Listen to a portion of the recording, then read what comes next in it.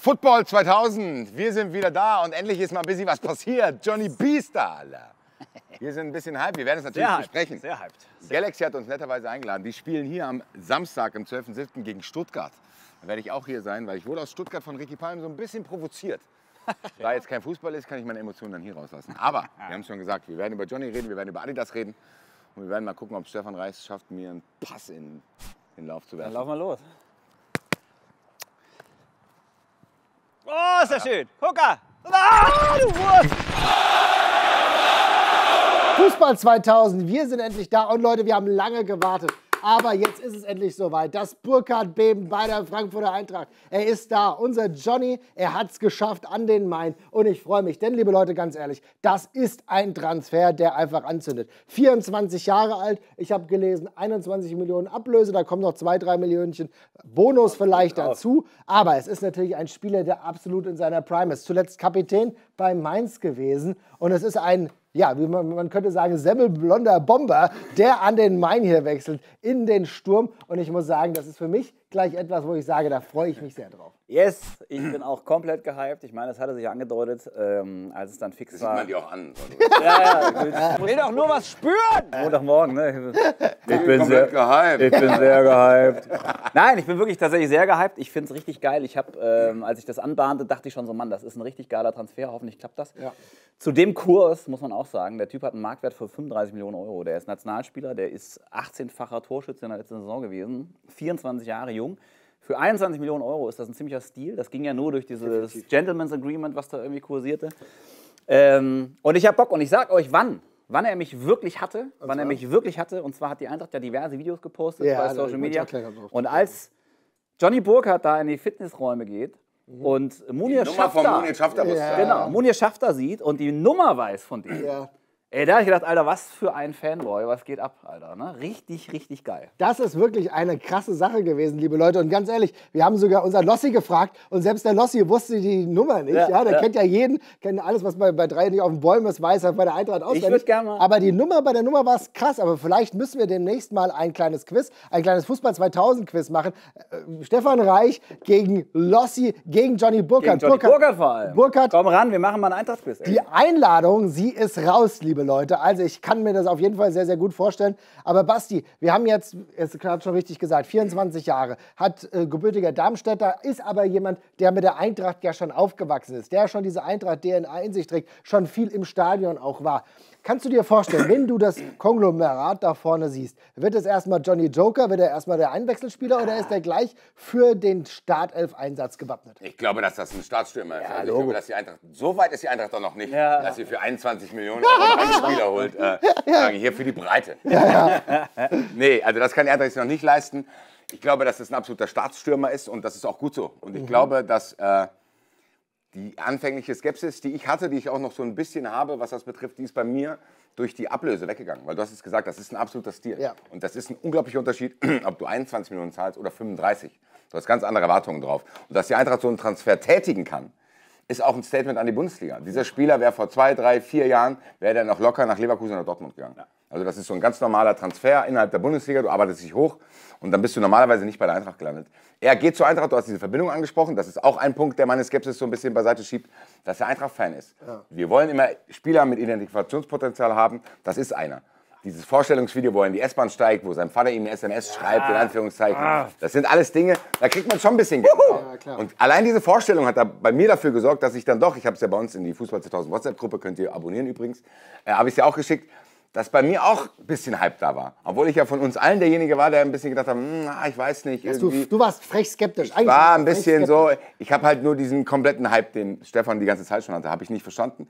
So ein bisschen bin ich jetzt auch im Team-Hype. Ich habe irgendwie Bock da drauf, weil das ist ein Statement an die Bundesliga gewesen. Das ist ein Zeichen, was für eine Entwicklung die Eintracht genommen hat, dass die mit einer Selbstverständlichkeit zu diesem Zeitpunkt diesen Transfer tätigen können, weil, wir müssen mal festhalten, die Eintracht hat noch keinen Cash eingenommen, sondern die Eintracht hat diesen Transfer einfach so gemacht. Ja. Er hat gesagt, wir müssen jetzt gar nicht gucken, was da und da passiert, ob wir Bankspieler loswerden, ob wir Etikettier loswerden. Wir holen den auf jeden Fall, weil wir einen klaren Plan mit ihm, das hat Burkhardt auch gesagt, dass er begeistert war von dem Plan, den die Eintracht mit ihm hat, den scheint es zu geben.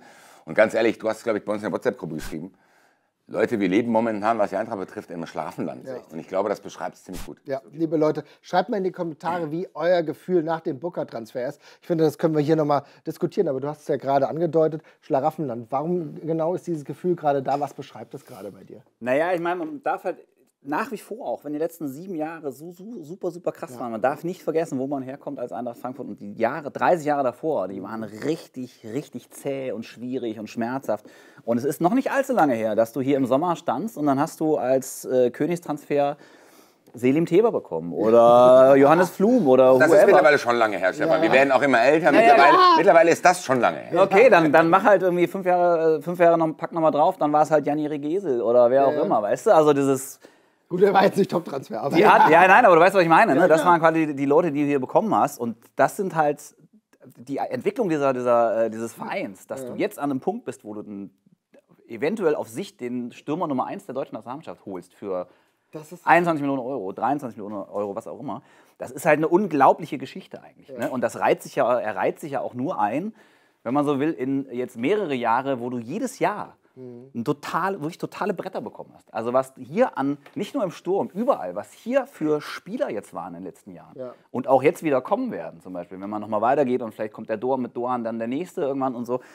Das sind unglaubliche Fußballer, die du vor 10 Jahren nicht mal hättest anrufen können. Die wären nicht mal ans Telefon gegangen. Das finde ich eine ganz spannende Sache. Und du sprichst gerade aber auch die deutsche Nationalmannschaft an. Und ich würde schon sagen, dass es in einer gewissen Art und Weise ein kleiner Paradigmenwechsel schon noch ist. Weil es wirklich, wir haben sehr viele Top-Talente geholt in den letzten Jahren, die auch schon gezeigt haben, dass sie in der U21 Frankreichs eine bedeutende Rolle spielen können. Wir haben absolut krasse Spieler geholt, die in den nächsten Schritt gegangen sind. Aber wir haben jetzt einen arrivierten Bundesligaspieler, der sofort da ist, der Kapitän einer sehr guten Bundesligamannschaft war, der sie angeführt hat. Da werde ich gleich noch drauf zu sprechen kommen. Vielleicht heute mal ein kurzes Lob. Aber der richtig viele Tore in der letzten Saison geschossen hat, einfach präsent war und auch ein A-Nationalspieler einfach ist. Und das ist für mich, lieber Basti, tatsächlich nochmal ein kleiner Wechsel. Ja, die Gedanken hatte ich bei Stefans Ausführung auch gerade. Dieses von wegen, was für Spieler haben wir eigentlich geholt? Und diese Spieler, wo man im Nachhinein sagt, die waren richtig geil, die waren ja zum Zeitpunkt, als sie zu uns kamen, noch nicht in dem Regal, wo du sagst, ja okay, ich weiß, 1000%, der ist richtig geil. So, dann hast du manchmal auch Spieler gehabt, wo du wusstest, die sind richtig geil, hatten aber eine Delle. Ja. Das heißt, du musstest warten, bis so Spieler wie Kostic oder so, dass es irgendwo mal nicht läuft und dann kannst du die holen und kannst die wieder aufpäppeln. Ja. Bei Johnny Burkhardt ist es ja nicht so, dass wir den nur bekommen, weil der irgendwie 1,5 schwere Jahre in Mainz hatte.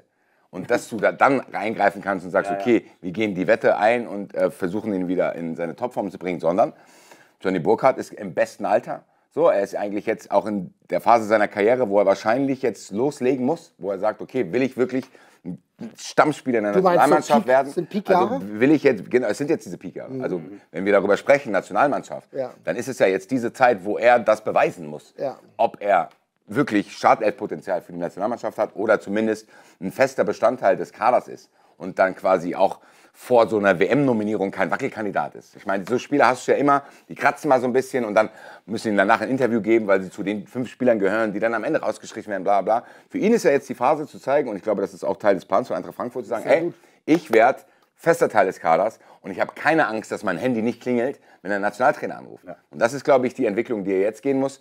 Und die geht er ja, aber trotzdem, er geht ja in einer logischen Erzählung, sondern das ist keine Achterbahngeschichte, wo du sagst, okay, der Max Kruse, dann ist er mal wieder in der Nationalmannschaft, plötzlich verliert er wieder Cash im Auto. Also da ist ja so ein bisschen dieses Wechselspiel. Nee, ich glaube, bei Johnny Burkhardt ist es so, let's go, der Graf zeigt nach oben und die Eintracht kriegt ihn trotzdem. Und das ist ein absolutes Zeichen für die Konkurrenz, auch, dass die Eintracht jetzt ein ernstzunehmender Player geworden ist und eben nicht immer nur gambeln muss.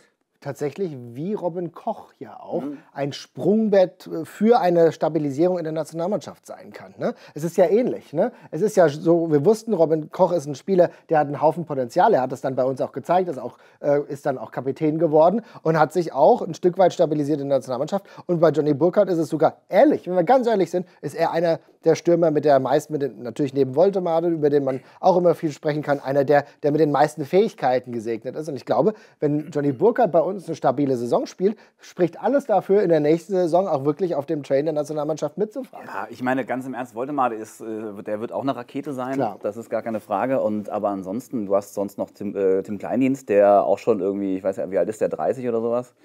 Und der bringt natürlich irgendwie so dieses Stoßstürmer-Ding irgendwie mit und so, aber rein so, was das Potenzial angeht, aktuell neben Woltemade ist Johnny Burkhardt für mich auf der Mittelstürmerposition deutschlandweit eigentlich der Beste, tatsächlich. Also so ein bisschen so, als hätte die Eintracht damals einfach mal Rudi Völler verpflichtet. Ja. Dann würde der Reiche sitzen und sagen, ja klar, es gibt ja noch den Klinsmann. Ja.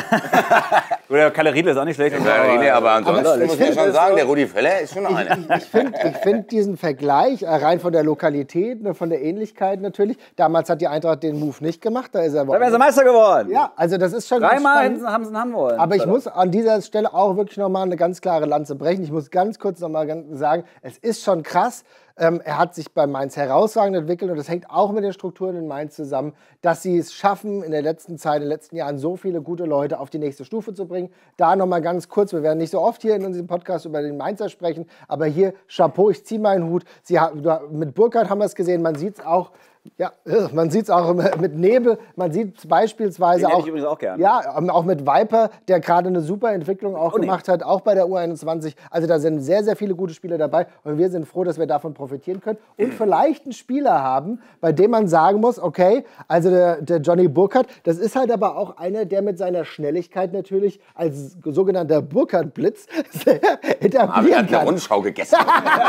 Nicht nur eine. Aber ich bin echt enttäuscht, mal ganz kurz. Ja, warum? Du hast gerade Nelson Viper gesagt. Ja. Und ich warte und so. Ja. Was habe ich von dir erwartet, wenn du Nelson Viper sagst? Irgendwas mit RKO. Ja, genau. Wo war der Randy Orton-Witz, Martin? Ja, stimmt. Ist zu weit. Ich weiß nicht, ob alle. Liebe Leute, schreibt mal in die Kommentare, wenn ihr auch Wrestling guckt. Dann wissen wir, dass wir solche Witze vielleicht öfter bringen können. Aber abgesehen davon, Schnelligkeit zeichnet ja auch Randy Orton mit seinem Finisher aus. Der RKO kommt aus dem Nichts. Mal aufhören, über Wrestling zu reden. Und aus dem Nichts kommt aber auch ein Johnny Burkhardt, der eine große Schnelligkeit hat, was einer der größten Pluspunkte ist, die er wahrscheinlich auch anbringen kann. Bei uns. Schnelligkeit würde ich sagen, großer Pluspunkt. Aber auch zum Beispiel die Defensivarbeit. Also der ist sehr, sehr fleißig auf dem Platz. Das ist ein fantastischer Konterspieler. Nicht so gut. Genau, absolut ganz und gar nicht so wie ich. Sehr, sehr guter Pressingstürmer, ist vorm Tor geil. Der hat eine geile Technik, finde ich. Also das ist wirklich ein rundum sorglos Paket. Also und ich bin sehr glücklich. Und das ist schon ein Punkt tatsächlich, den du angesprochen hast, Basti, dass das kein Typ ist, der herkommen muss, um dann quasi zu beweisen, dass er das Potenzial hat, sondern das Potenzial ist quasi schon gehoben und es geht natürlich noch nach oben, aber man weiß schon, was man bekommt. Und das ist auch eine Ansage von der Eintracht. Ne? Also auch zu sagen, okay, wir werden diesen Weg mit den Talenten nicht verlassen, aber wir werden diese Achse weiterbauen von bestandenen Spielern, die du hast. Ja. Koch, Götze, you name it und dann halt Burkhardt vorne drin. Und genau so machst du, glaube ich, den nächsten Schritt, dass du dieses Verhältnis gestandene Spieler, Talente weiterhin behältst, aber in beiden Bereichen das Niveau ein bisschen hebt. Vor allem, was man, glaube ich, was man bei dem Transfer gar nicht unterschätzen darf, und das kommt von jemandem, der wirklich jetzt nicht komplett vorne auf dem Hype-Train sitzt, was du bei dem Spieler nicht vergessen darfst, das ist ein Spieler, wo du, glaube ich, dir im Sommer guten Gewissens den Namen aufs Trikot machen kannst und weißt, du musst das nicht nächsten Sommer schon wieder in irgendeiner Art und Weise wegtun. Ja, stimmt. So, ja, wir haben ja oft Spieler, bei Etikette ist es ja von Anfang an so gewesen. Du wusstest so, okay, Etikette wird hier wahrscheinlich keine Vereinslegende werden, sondern das ist ein Spieler, der nutzt die Bühne, bei Moani hast du es auch. Du hast ja so Spieler, wo du weißt, okay, das ist ja auch okay. Das ist ja gar nichts Ablehnendes, was man diesen Spielern gegenüber hat, weil im Endeffekt profitieren ja dann beide auch, wenn du dann entlohnt wirst durch die Ablösesumme. Bei Johnny Burkhardt hast du aber das Gefühl, ähnlich wie bei Robin Koch, den du vorhin angesprochen hast, okay, das ist dann eventuell ein neues Gesicht, was wir ja verloren haben mit Hasebe, mit Rode, wo wir sagen, mit Chandler, der wird auch nicht jetzt ewig noch in irgendeiner Art und Weise dieser Kaderspieler sein können, der er ist.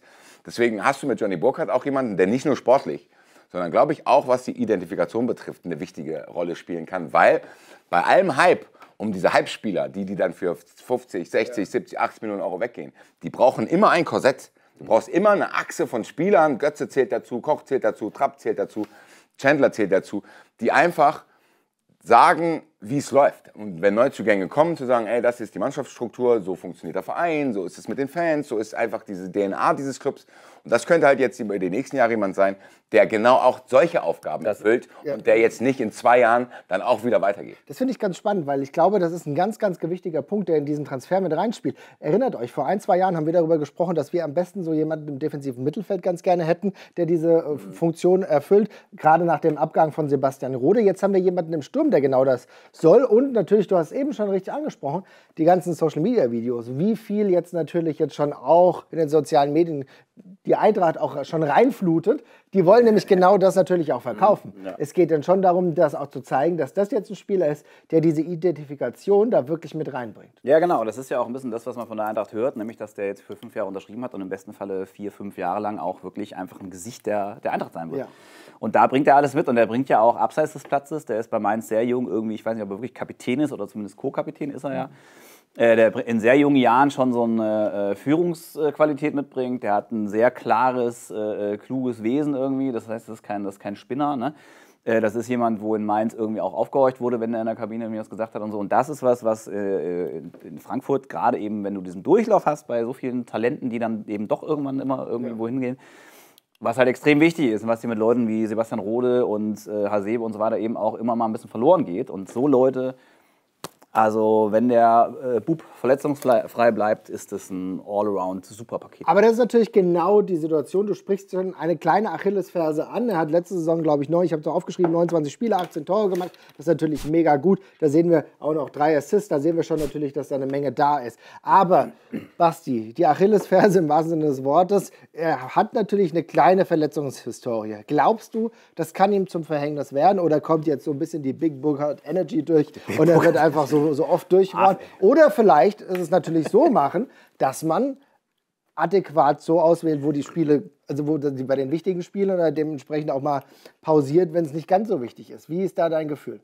Also ich glaube, bei Johnny Burkhardt muss man genauer hinschauen, weil ich glaube, dass viele Leute ihm Unrecht tun, was diese Verletzungshistorie betrifft. Da sind nicht so viele Verletzungen drin, die darauf schließen lassen, dass der irgendwie Glasknochen hat, wie es bei manchen Spielern so ist, die dann nach der Karriere sagen, mein Körper hat es nicht hergegeben. Ich glaube, das ist bei ihm überhaupt nicht der Fall. Bisschen wie Chris und Bamba Andersson oder so. Ja, es gab ja diese Spieler, wo du das Gefühl hattest, der Körper ist nicht mehr gemacht. Das ist, glaube ich, bei ihm überhaupt nicht der Fall. Und für mich der absolute Kicker hier in dieser Diskussion ist die medizinische Abteilung der Eintracht, die über die letzten Jahre hinweg auch fantastisch geworden ist im Vergleich zu früher.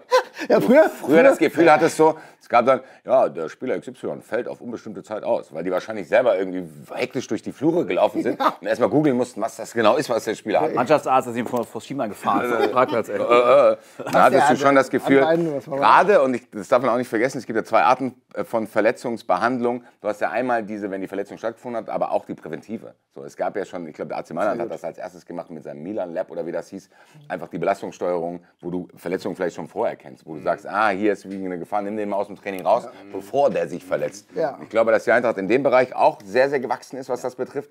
Du hast sehr, sehr gute Quoten, was verletzte Spieler betrifft. Auch, also gerade was vermeidbare Verletzungen betrifft. Es ist ja oft bei Muskelverletzungen so, dass du sagen kannst, da kannst du eingreifen. Wenn jetzt einer das Bein bricht, kannst du nichts machen. Da kannst du ja nicht einen Arzt schimpfen und sagen, das hätten wir wissen müssen. Das hast du wissen müssen, dass der hier das Bein zusammengetreten hat. Nein. Und ich glaube, dass, ehrlich gesagt, das habe ich zum Beispiel gar nicht. So, alle hatten ja dann quasi diesen Hype und ich habe gesagt, den verstehe ich nicht, aber dann hatten alle plötzlich Angst in der Verletzungshistorie. Das hatte ich überhaupt nicht. Weil wenn du die Verletzung anguckst, da ist jetzt kein Schema erkennbar, wo du sagst, okay. Naja, ist es schon, weil also du hast eine große Knieverletzung gehabt, da war er wirklich komplett ein Jahr raus ungefähr. Das war 2022 und dann, wenn du in der Verletzungshistorie dir das anschaust, das sind meistens muskuläre Oberschenkelsachen gewesen. Und da bin ich bei dir, dass ich denke, okay, das ist was die Eintracht medizinische Abteilung, glaube ich, ganz gut in den Griff bekommt, weil in den letzten Jahren die so kleinere, so Muskelverletzungen und so, die waren echt sehr, sehr selten bei der Eintracht. Und da denke ich mir so, okay, die werden den schon ordentlich durchleuchten und irgendwie ein Auge drauf haben, was der irgendwie eventuell braucht oder so.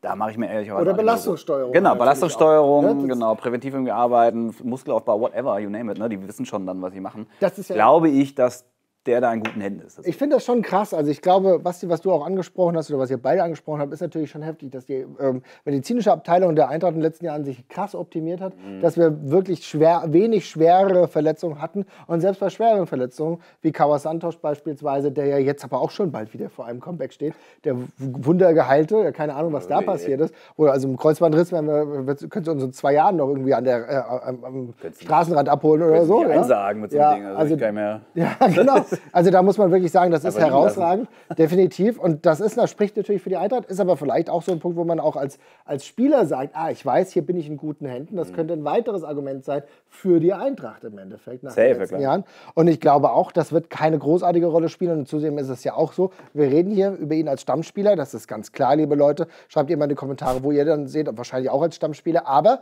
es ist trotzdem so, es wird noch andere Spieler geben, die dann auch noch mit reinkommen. Es ist ein wichtiger Punkt, weil ich muss jetzt hier auch wieder den Matthias Sammer ein bisschen spielen. Ja. Weil wir haben jetzt wirklich gehypt über ihn gesprochen.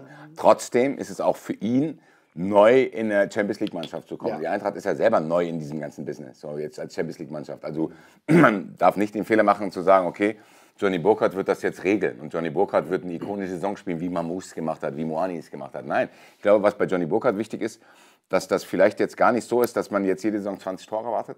Ja. Aber wenn es jede Saison 14 Tore sind, über einen längeren Zeitraum, dann hast du auch viel gewonnen, weil dann kannst du die Verantwortung nämlich auch viel auf andere Schultern verteilen. Weil wir hatten ja immer mal diesen Faktor, dass wir diesen Outstanding Player hatten. Und wenn der dann aber in irgendeiner Art und Weise verletzt war, Formtief hatte, dann hast du das Gefühl gehabt, die Tore, die sich auf andere Spieler verteilen, ins Mittelfeld und so ein Kram, die waren schon an gewissen Stellen sehr, sehr niedrig. Ja. Du hast das Gefühl, dass, okay, wer springt jetzt in die Bresche? Und ich glaube, dass bei Johnny Burkhardt der Fall ist, das kann auch ein super zweiter Stürmer sein, wenn jetzt zum Beispiel, und das ist ja meine These von letzter Woche, wenn Wahi zum Beispiel explodiert, worauf ja auch noch viele Leute... Wilde Thesen, könnt ihr letzte Woche noch mal reingucken. Guckt euch das an, nein, aber zum Beispiel, dass du einen Spieler hast, der in irgendeiner Art und Weise jetzt, weiß ich nicht, auch irgendwie seinen Mamouche-Moment bekommt und völlig durchdreht und du hast daneben ihn noch, dann ist, glaube ich, genau diese Breite erreicht, die du brauchst, um Champions League zu spielen. Weil wir hatten oft, wie gesagt, so Saisons, wo dann hast du einen Outstanding Player, der hat dir sehr, sehr, sehr, sehr viel geregelt. Und ich weiß gar nicht, ob Johnny Burkhardt das ist und das muss ja auch nicht sein. Das will ich nur sagen, weil bevor jetzt Leute dann in irgendeiner Art und Weise auch gehypt sind, aber dann enttäuscht sind, ja wie, der dribbelt gar nicht alle aus, ja wie. Nee, weil du hast gesagt, das ist für die Mannschaft, für die Identifikation. Wenn er dann noch zweistellig trifft, dann ist alles gut. Das heißt, so ein bisschen die Erwartungen vielleicht runterbrechen auf den Spieler, der er sein kann. Und für mich ist er ein absoluter Stammspieler, aber auch nicht der absolute Star der Mannschaft, sondern es ist einfach ein absolut smarter Transfer für gutes Geld. Das klingt auf jeden Fall genauso. Du wolltest noch was dazu sagen? Ja, ich träume halt so ein bisschen davon, dass, also Wahi explodieren finde ich auch mega geil und so, aber wo ich ein bisschen wirklich träume. Also ich meine als Spieler. Als Spieler, ja auch nicht als Mensch. Ich hoffe, dass er explodiert. Oh mein Gott! Hoi! So habe ich es nicht gemeint. Nein, oh Gott. Jetzt habe ich den Prompt hier falsch eingegeben. Wovon ich träume, Alter. Und ich träume, dass sich ein Wechsel von Ekitike zerschlägt, zumindest für diesen Sommer. Und dann hast du, dann sagt Dino Topmöller, alles klar, mir alles egal jetzt, ich stelle jetzt einfach auf wie nur noch Stürmer. Und dann hast du Wahi, Ekitike, Burkhardt vorne drin, so neue Büffelherde-mäßig, einfach Ball nach vorne und dann. Ja, das ist, also wenn das passiert, das ist keine Büffelherde mehr.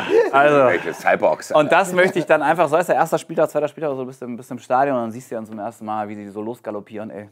Also der ganze TGW-Express, also ich habe mich jetzt auf Züge bezogen, die auch regelmäßig fahren, das kann man bei mir gerade nicht so sagen, aber ja, das wäre natürlich auf jeden Fall sehr, sehr gut. Schauen wir mal, wo es hingeht, aber du hast eben über intellektuelle Breite gesprochen generell, dann gibt es auch eine intellektuelle Breite und da haben wir die zwei feingliedrigen Intellektuellen hingeschickt zu der Pressekonferenz und der Vorstellungspressekonferenz und da wollen wir jetzt mal hören, was Chris und Phil dazu sagen, was Burkhardt der Eintracht so bringen kann. Ja, vielen Dank, Jungs. Hier ist die doppelköpfige Speerspitze des Fußball 2000 Qualitätsjournalismus, würde ich sagen. Christopher Michel Official und ich, wir durften heute live dabei sein beim ersten offiziellen Auftritt von Johnny B. als Eintracht-Spieler. Und ich muss ehrlich sagen, Christopher, ich war lange nicht mehr so beeindruckt nach einem ersten Auftritt eines Eintracht-Neuzugangs. Wie ging es dir? Ja, es hat Spaß gemacht. Das war so eine Pressekonferenz, die hat einfach richtig Spaß gemacht. Da war ein richtiger Dialog. Du hast doch gemerkt, wie gut er einfach drauf war, wie er auch in den Dialog eigentlich mit den Journalisten gegangen ist, wie er auch sehr offen und ehrlich war, sehr fokussiert, seine Ziele bekannt gegeben hat, aber auch sowas eingeräumt hat, wie dieses Agreement mit Christian Heidel, wo er gesagt hat, wie froh er war, dass er ihm keine Steine in den Weg gelegt hat. Und er hat richtig Bock auf die Aufgabe und ich fand, das war bis in die letzte Reihe in diesem Saal hier spürbar. Ja, fand ich auch. Mich hat beeindruckt so diese Klarheit. Also es ist ein ganz aufgeräumter Typ, ein schlauer Typ, der gut zuhört, der gut reden kann und der vor allen Dingen auch direkt, und das fand ich spannend, weil mehrere von uns haben versucht, ihn so ein bisschen zu kitzeln mit dieser emotionalen Eintracht-Komponente, die da mit reinspielt. Aber er hat sich 0,0 kitzeln lassen. Ne? Er hat immer irgendwie gesagt, ja, okay, vielleicht, aber mir geht es um ganz andere Dinge. Das war schon auch, das hat schon Eindruck hinterlassen. Ja, total, das fand ich auch. Also er will sich jetzt hier nicht nur als Eintracht-Fanboy präsentieren. Was schade ist eigentlich, weil das darfst du auch. Also. Ja, ich meine, wer die Rückennummer von Munir Schafter kennt, der hat schon was auf dem Kasten. Ich hätte es nicht mehr auf der Palette gehabt. Aber nein, aber das zeigt sich einfach, der Junge, der ist zur Eintracht gekommen. Erstens, um zu bleiben und zweitens, um was zu erreichen. Und das sind so zwei Argumente, die finde ich stark. Hätte ihm Dortmund was Besseres geboten, wäre nach Dortmund gegangen. Das heißt also auch Markus Krösche und Dino Topmöller, das muss man an der Stelle erwähnen, haben da offenbar richtig gute Arbeit geleistet, einen 18-Tore-Stürmer der Vorsaison von Eintracht Frankfurt zu überzeugen. Da sieht man, in welchen Dimensionen, Phil, ich glaube, wir kennen ganz andere Zeiten hier bei Neuzugängen, in welchen Dimensionen man sich bewegt. Und meine Frage mal an dich, welche Erwartungen bringst du mit bei diesem Transfer? Was erhoffst du dir von Johnny Burkhardt? Ein definitives Upgrade auf jeden Fall für den Angriff und zwar nicht nur für den Angriff. Das hat er auch selbst betont heute hier bei seiner Vorstellung. Für mich ist er tatsächlich der erste Verteidiger. Das hat man zu seiner Mainzer Zeit auch schon gesehen. Brutale Arbeit gegen den Ball. Hat er auch gesagt, auch da kann ich der Eintracht helfen, noch besser zu werden. Da ist auch Dino Topmöller extrem wichtig. Ansonsten ein kompletter Stürmer, ja, der einen brutalen Zug zum Tor hat, ja, der aber eben auch tatsächlich wahnsinnig viel nach hinten arbeitet. Also ich hoffe vor allen Dingen, dass er gesund bleibt. Fand ich auch einen spannenden Aspekt, dass er gesagt hat, auch seinen Körper hat er inzwischen besser kennengelernt und hat da auch noch Wege gefunden, um das so ein bisschen zu optimieren. Stichwort Verletzungsanfälligkeit. Ganz wichtig, die Eintracht braucht einen fitten Johnny Burkhardt und ein Johnny Burkhardt will natürlich auch fit sein, um viel mit der Eintracht zu erreichen. Champions League Stichwort, Dreifachbelohnung, wie wir es so schön genannt haben, aber auch natürlich die Nationalmannschaft, auch wenn er es ein bisschen runtergeredet hat. Aber WM 2026 und da kannst du dich natürlich mit einem richtig guten Jahr bei der Eintracht auch auf bester Bühne präsentieren. Ja, ansonsten haben wir gelernt heute hier in diesem Pressekonferenzraum, die Eintracht war seit Winter dran, ne, hat er auch gesagt. Hat am Ende fast ein bisschen Panik gehabt, dass keiner mehr anruft, aber Berater hat gesagt, nee, wird schon. Und die Eintracht hat entsprechend auch Wort gehalten. Und vor allen Dingen, was ich auch noch mega gut fand, er hat halt klar gesagt, das ist hier kein Durchlauferhitzer, das ist keine Zwischenstation, sondern ich möchte Teil von etwas sein. Chris, bist du genauso wie ich spätestens seit heute auch so ein bisschen auf dem Johnny-Hype-Train unterwegs? Ich muss sagen, Chapeau an die Eintracht. Das Vorstellungsvideo am Freitag fand ich schon mega mit dieser Bahnfahrt. Das hatte irgendwas und man merkt, dass der Junge Bock hat auf die Aufgabe. Und immer wenn irgendwie so ein Spieler kommt und irgendwie so ein Lustlevel ausstrahlt, ich glaube, dann strahlt das auf alle aus. Nicht nur auf Fans, sondern auch uns Journalisten, die es natürlich etwas distanzierter betrachten als die Fans. Mehr oder weniger. Aber da muss ich schon sagen, das war schon eine emotionale PK und ein richtig cooler Transfer. Soweit unsere persönlichen Eindrücke hier aus dem Pressekonferenzraum im Profi-Camp. Wir freuen uns auf Johnny hoffentlich genauso wie ihr. Soweit Johnny unser B. weiter Johnny B. How much there is to see and to score. Und damit Rückpass zu euch, ihr Lieben.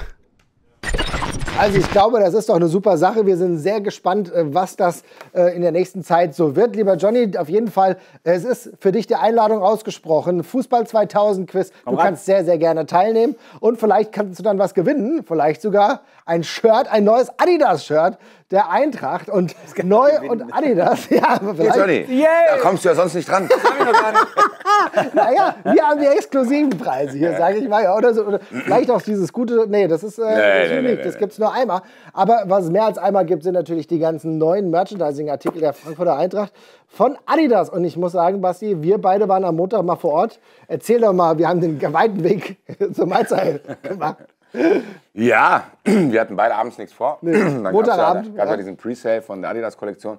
Ich war auch schon so ein bisschen hyped. Ich bin eigentlich großer Nike-Fan immer gewesen, aber ich habe dann auch so ein paar Adidas-Sachen bei anderen Vereinen gesehen und habe gedacht, boah, da könnten schon echt geile Items auf uns zukommen. Und dann haben wir geschrieben, haben gesagt, weißt du was? Dann hast du gesagt, was, ich hole dich mit dem E-Scooter ab. Ja.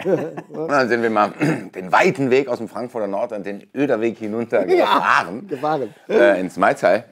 Wir haben uns da angestellt. Große Schlange, muss man sagen. Also das ist auch ein Faktor, wo man ablesen kann, dass die Eintracht wirklich im Dauerhype ist. Also es ist kein Hype, sondern das ist irgendwie so ein Dauerzustand geworden.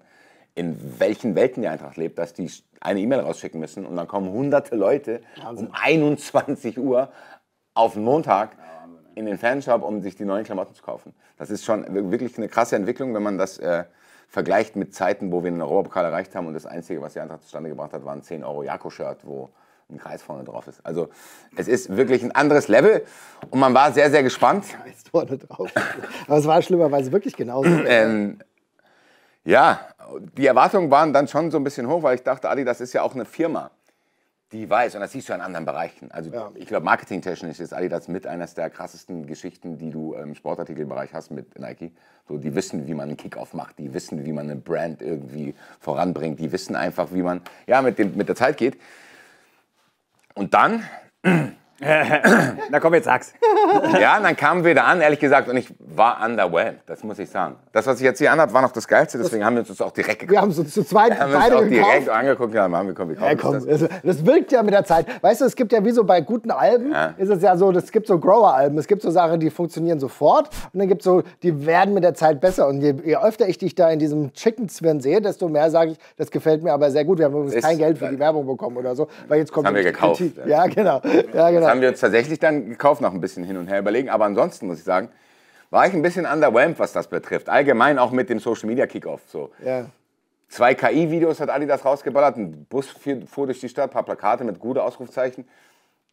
Ja, weiß nicht, vielleicht hebt man sich da auch noch ein bisschen so ein Kickoff auf fürs Trikot, das kann alles gut sein. Ich will das jetzt auch gar nicht in Grund und Boden reden, aber nur der erste Kickoff, der jetzt stattgefunden hat, der hat mich ein bisschen underwhelmed, weil diese Dinge, die da im Fanshop hingen, auch so aussahen wie Dinge, die man halt früher, als man selber Fußball gespielt hat, auch hatte.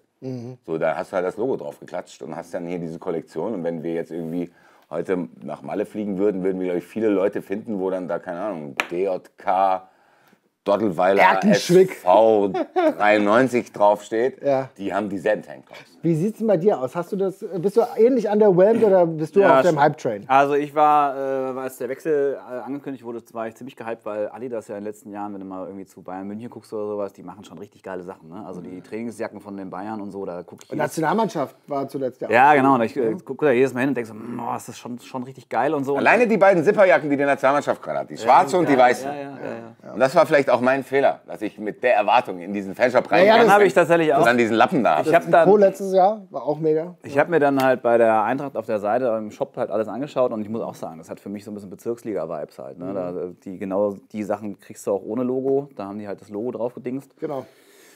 Das war mir ein bisschen wenig und ich meine, man muss dazu sagen, dass der Wechsel ja relativ kurzfristig jetzt passiert ist und wenn du ein neues Trikot zum Beispiel machst, dann dauert das schon so ungefähr 1,5 bis 2 Jahre, bis das quasi steht. Ja. Deswegen, ich glaube, dass das nächste Saison ein ganz anderer Schnack wird. Und das jetzt quasi so ein bisschen die kriegen von mir noch so ein bisschen so einen Welpenschutz jetzt tatsächlich. Also deswegen meinte ich. Das Ding ist, die können das. Ich habe jetzt zum Beispiel vom 1. FC Nürnberg, die haben irgendein Jubiläum gerade oder so, die haben so ein Jubiläumstrikot, das ist mit das Geilste, was ich überhaupt. Und das ist aber das, was ich meinte. Wir bewerten ja hier nur den Kickoff. Wir haben noch das Trikotvorstellung nicht gesehen, wir haben das Trikot live noch nicht gesehen. Also das ist wie gesagt der erste Kickoff, aber mir persönlich fehlt die geile 90er Jahre angelehnte Retro-Trainingsjacke. Und das muss tatsächlich auch noch ein bisschen folgen, weil ich finde tatsächlich, du sprichst deinen Kickoff an, aber da so, das hast du ja auch am Montag, haben wir darüber gesprochen und auch gesagt, so ein Special-Item, was es vielleicht nur da gibt, ne? So irgendwie was ganz Besonderes, ne? Um irgendwie die Leute mal so reinzuholen. Das Ding funktioniert ja trotzdem. Da waren ja trotzdem Schlangen und es gab trotzdem Leute wie du nicht, die auch Sachen gekauft haben. So, ne? Aber man muss auch trotzdem sagen, dass beispielsweise das Polo-Shirt, das sieht aus wie Peter aus Pattaya oder so, ja, war jetzt irgendwie mal ein Eintracht draufgepappt. Also das sah jetzt nicht großartig brutal gut aus, sondern es hat ein bisschen awkward, ein bisschen cringy gewirkt. Ne? Da gibt es schon einfach Sachen, wo man sagen muss, da muss die Eintracht nochmal nachsteuern, damit es perspektivisch halt wirklich auch einen coolen Look gibt, weil Eintracht Frankfurt und die Stadt Frankfurt, die hat mittlerweile schon einen guten Vibe. Da sind viele junge Menschen mit abzuholen und die holst du aber mit Sachen ab, die... Und viele mittelalte Menschen wie mich auch. Ja, du gehörst dann zum Rande der Zielgruppe so, aber ich meine, es gibt ja sehr viele Stores, beispielsweise auch von anderen Marken, die gerade sehr gehypt sind und da muss man sich ein bisschen was abgucken, um ein bisschen von dem Hype mitzubekommen, weil du willst die Eintracht ja auch als Marke anders etablieren. Ja, ich glaube, was das betrifft, wissen wir, wer die absolute Benchmark ist und das ist PSG. So, PSG hat, glaube ich, tatsächlich mittlerweile 2 Marken. Einmal eine Lifestyle-Marke und einmal eine Sportmarke. Also die haben das auf unglaubliche Art und Weise geschafft. Das ist jetzt aber auch ein anderes Gespräch. Ich glaube, Stefan hat den entscheidenden Faktor angesprochen. Das war die Zeit. Ich glaube, dass du einfach in dem Bereich 2 Jahre Vorlauf brauchst. Deswegen ist es am Ende genau das, dass man da nachsichtig sein muss und dann einfach abwarten muss, was jetzt im Laufe der Zeit noch passiert. Ja, du hast recht. Es hätte trotzdem zum Kickoff ein Item geben können, weil in einem Jahr kannst du trotzdem irgendwie sagen, ey, wir starten hier mit einem Bang. Und wenn es eine Retro-Jacke ist, wo alle sagen, ach du Scheiße, wenn es die meistverkaufte Eintracht-Item, das kannst du schon machen. Also da kannst du schon machen. Du kannst auch Social Media mehr Bang reinbringen. Das finde ich schon und wirklich auch dir mehr Mühe machen, weil du hast ja KI-Videos angesprochen, das hat sich tatsächlich so angefühlt, ehrlich gesagt. So, und man muss halt aber auch sagen, wenn man sieht, wie andere, selbst A-Teams von Adidas, die haben in der Teamwear auch Stangenware. Es ist jetzt nicht so, dass wir uns hinstellen müssen als Diva, die wir sind und sagen müssen, wir wollen nur spezielle Sachen. Nee, also auch krasse Teams haben diese Sachen, wo einfach das Logo drauf klatscht. Also von daher alles gut, was passiert ist. Ich finde trotzdem, dass man das mal ansprechen kann. Und da ist noch Luft nach oben. Und ich glaube ehrlich gesagt, dass das auch Teil der Strategie von Adidas ist. Dass da nicht direkt der Bang kommt und dann läuft es irgendwie so auf monotone Art und Weise weiter, sondern die fangen vielleicht mal mit einem leichten Kickoff an. Und ich habe dann sehr hohe Erwartungen, zumindest was die Trikotpräsentation betrifft. Weil als Nike damals kam, erinnere ich mich, dann sind die schon mit einem Knall hier aufgetaucht und haben zum ersten Mal so ein Pam-Video gemacht und so bla bla bla. Und ich erwarte das ehrlich gesagt auch, weil du hast es gesagt, da geht es auch um eine Wertschätzung. Zu sagen, ey, wie sehr freuen die sich seit einem Jahr darauf, mit der Eintracht zusammenzuarbeiten? Oder denken die sehr, okay, just another Adidas-Verein, schauen wir mal. Also ich bin sehr, sehr gespannt, weil, Stefan hat es angesprochen, da ist schon viel Potenzial. Ja, Digga, was du für Sachen machen kannst. Du kannst diese ganz normale Adidas Firebird-Jacke, Eintracht branden, in einem Style, wie du es gesagt hast, der auch als Lifestyle-Produkt rausgeht und nicht nur als Fanartikel. So, da ist unglaublich viel drin. Dann hast du natürlich auch noch die Möglichkeit, mit der Adidas Blume irgendwelche Items zu haben. Bring back the Blume, ey. Du hast schon sehr viele Möglichkeiten und, das hoffe ich sehr, dass das auch passiert. Ja. Weil das passiert nicht bei jedem Verein. Du hast Nürnberg angesprochen, die haben dann vielleicht Glück. Es gibt auch viele Adidas-Vereine, wo die Fans rumheulen und sagen, Alter, warum macht ihr dem Verein das und uns nicht? Also man muss mal abwarten. Es wäre trotzdem, glaube ich, auch für Adidas gut, weil Eintracht ist momentan ein unglaubliches Potenzial, was das betrifft. Es ist wäre komplett absurd, das nicht zu tun, weil du siehst auf den Straßen, du siehst so viele junge Leute, die sich auch mit der Eintracht identifizieren wollen. Liebe Leute, schreibt ihr mal in die Kommentare, wie ihr jetzt vielleicht nicht, aber zumindest wie ihr den ersten Release jetzt irgendwie wahrgenommen habt. Hat es euch gut gefallen, hat es euch nicht so gut gefallen? Weil wie gesagt, das Potenzial ist von den jüngsten Gruppen, wir waren letzte Woche bei der Schülergruppe, da waren ja auch lauter Leute, die irgendwie Eintracht-Sachen anhatten. Schon fängt bei denen an und geht bis zu dir. Bis zu alten Männern. Ja, genau. Ja, ganz ehrlich, da kann ich eine anekdotische Sache erzählen. Ich war letztens auf einer Veranstaltung in Berlin. Ja. So, dann hocke ich in Berlin auf so einem Spielplatz, habe eine Kippe geraucht und dann fahren da so Kinder im Kreis. Und von diesen Kindern, da waren PSG-Trikots, da war Real Madrid-Trikots und aber auch 3 im Eintracht-Trikot. Echt? Das ist in fucking Berlin. Ja. So, weißt du, was ich meine? Da sind irgendwelche 10, 12, 13-Jährigen, die mit einem Eintracht-Trikot in Berlin rumfahren. Und jetzt, als ich beim Eckerlin-Kampf in Hamburg war, habe ich das auch gesehen. Krass. Gut, also du hast so wirklich mittlerweile als Eintracht Frankfurt es geschafft, dich in Sphären vorzuarbeiten, wo Kids auf dem Bolzplatz Bock haben, deine Spieler nachzuspielen. Geil. Und das ist, glaube ich, wirklich ein unglaubliches Zeichen. Ich erinnere mich auch an das erste gefälschte Eintracht-Trikot im Ausland, was geschickt wurde. Weißt du, das gab es ja früher überhaupt nicht. Ja, klar. Dann gab es was Dortmund, Bayern, du Glück hast noch einen dritten Verein. Mittlerweile hängen da gefälschte Eintracht-Trikots. Und ich glaube, auch das ist eine krasse Benchmark. Zu sagen, ey, let's go Adidas, wir fordern es jetzt hier einfach. Ja, los, let's go. Bring einfach eine geile Firebird-Jacke ohne viel Schnickschnack in 2 Farben raus. Du hast doch lauter Sachen, die aus den letzten Jahrhunderten der Eintracht irgendwie erschienen sind. Genau, und hast dann dir bei eBay Kleinanzeigen, hast du dir das alles gekauft. Was würdest du dir von Adidas am liebsten wünschen? Jetzt ist dein Wunsch, dein Moment to shine. Oh, wow, ey. Also so in die Richtung. Ein Gartenzwerg. Eine Grillzange. Der Eintracht-Lachs von Adidas. Ja, irgendwas Geiles, Retro-Trainingsjackenmäßiges auf jeden Fall. Ja. Das ist für mich einfach das Nonplusultra. Das ist mir fast auch lieber als ein geiles Trikot, muss ich sagen, mittlerweile. Wobei ich auch der Meinung bin, wenn du es schaffst, dieses frühe 90er schwarz-rot gestreifte Samsung-Trikot geil neu aufzulegen, da kannst du auch nichts falsch machen. Gerne mit der Adidas Blume, das finde ich auch geil, das finde ich geiler als die Balken. Ja. Ich glaube auch, die haben eigentlich genug Leute, die da irgendwie Ahnung haben und Ideen haben und so, die müssen sich mal ein bisschen austoben und dann, glaube ich, wird das schon. Ich würde mir auf jeden Fall wünschen, dass die Eintracht oder beziehungsweise Adidas einen absurden Move macht und zwar diese schnell... Man hat... Idee, Alter. Knopfhosen. Einfach wieder rausbringt mit Eintracht-Logo. Wie geil wäre das denn? Ja? Adiletten. Richtig geil. Oder, liebe Leute? Das eine mussten wir ein bisschen piepen, aber so ist es. Hast du noch was anderes? Was muss man piepen? Schnell. Das steht im Duden, glaube ich. Ich wollte gerade sagen, das ist ein geläufiger Begriff. Ja.